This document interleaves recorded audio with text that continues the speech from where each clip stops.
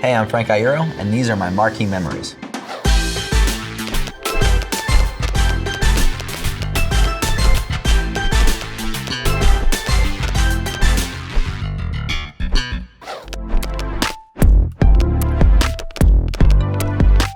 I saw Richie a few times. The first time was with my father. My dad and I, we really bonded over music and horror movies. You know, he would say oh, I want to take you to see this guy. I knew immediately that this was somebody that I needed to pay attention to. It was almost like he floated in. Just the way that he played with how much meaning behind the words he was singing, the way that he was playing, he was so rhythmic. It was like a full body rhythm player. And I think that really struck a chord with me. Ha, pun intended.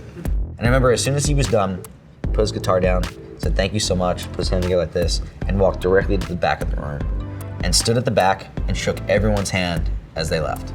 And I thought, wow, that's so classy. Because I took a picture with him, he gave me his guitar pick, I was like, oh man, I want to do that.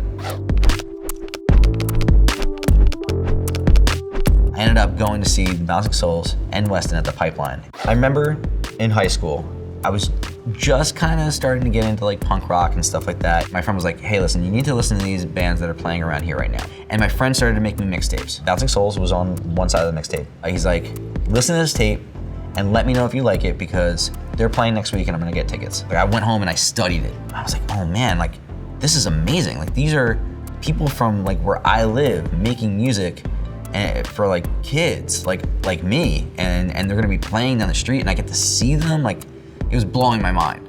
Punk rock rules.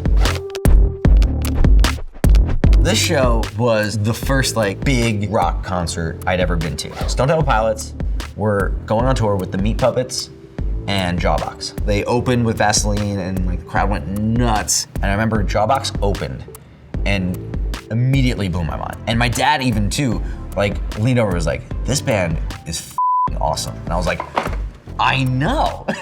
This band is awesome. That was the first time I heard Jawbox too. But I pretended to my dad I was a huge Jawbox, and I was like, yeah, they're you should hear the record, it's great. If you like a band, you need to trust that they're gonna bring out stuff that you might not have heard of before, but that they think that you should hear or you're going to like. Get your bang for your ticket price and go see the whole show. Thanks for listening to my Marquee memories. Comment below and I'll see you on the road.